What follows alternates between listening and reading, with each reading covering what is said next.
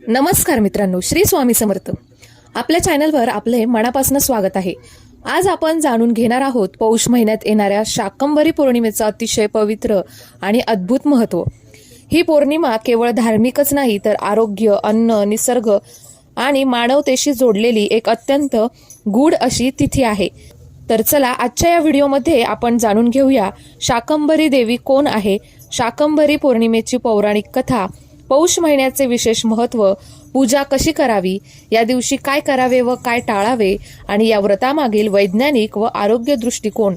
मित्रांनो, हिंदू पंचांगानुसार पौष महिन्याची पौर्णिमा ही शाकंभरी पौर्णिमा म्हणून ओळखली जाते.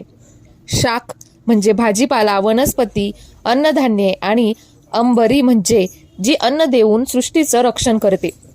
शाकंभरी देवी म्हणजे अन्नाची, पोषणाची आणि जीवन रक्षणाची देवी. जेव्हा पृथ्वीवर दुष्काळ, उपासमार आणि अन्न टंचाई निर्माण झाली तेव्हा देवीने शाक, फळे, कंदमुळे उत्पन्न करून सृष्टी वाचवली, अशी ही देवी आहे. तर शाकंभरी देवीची पौराणिक कथा. पूर्वीच्या काळात एका अत्यंत भयानक दुष्काळाने पृथ्वी ग्रासली होती. पाऊस पडत नव्हता, नद्या आटल्या, अन्नधान्य संपले, लोक उपासमारीने मृत्युमुखी पडत होते.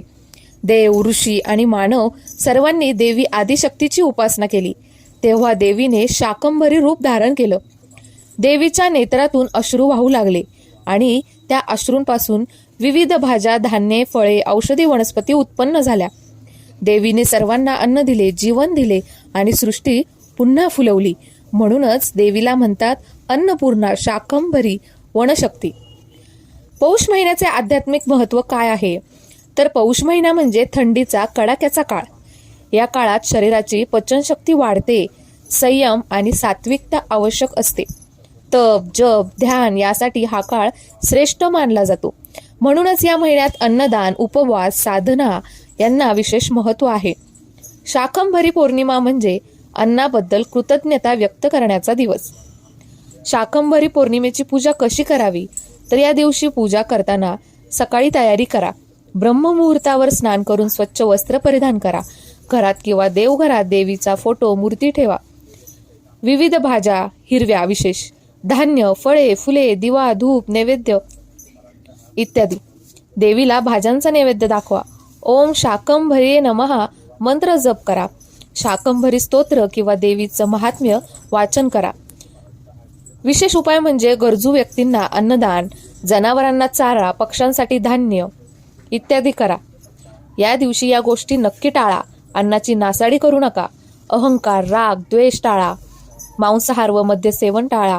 गरिबांची उपेक्षा करू नका. शाकंभरी पौर्णिमेचं वैज्ञानिक आणि आरोग्याच्या दृष्टीनं या व्रतामागे केवळ श्रद्धाच नाही तर वैज्ञानिक विचारही आहे. थंडीमध्ये भाज्या, धान्य शरीरासाठी उपयुक्त. उपवासाने पचन संस्थेला विश्रांती मिळते. सात्विक आहाराने रोगप्रतिकारक शक्ती वाढते. निसर्गाशी जोडले जाणे मानसिक आरोग्यासाठी फायदेशीर. शाकंभरी पौर्णिमेचं फळ. जर श्रद्धेने हे व्रत केल्यास अन्नधान्याची कधीही कमतरता भासत नाही. घरात समृद्धी नांदते, आरोग्य सुधारते, संकटे दूर होतात. तर मित्रांनो, शाकंभरी पौर्णिमा आपल्याला एकच संदेश देते: अन्नाचा सन्मान करा, निसर्गाचं रक्षण करा, गरजूंची मदत करा. जर तुम्हाला हा व्हिडिओ आवडला असेल तर लाईक, शेअर आणि चॅनलला सबस्क्राईब करायला विसरू नका. जय शाकंभरी देवी.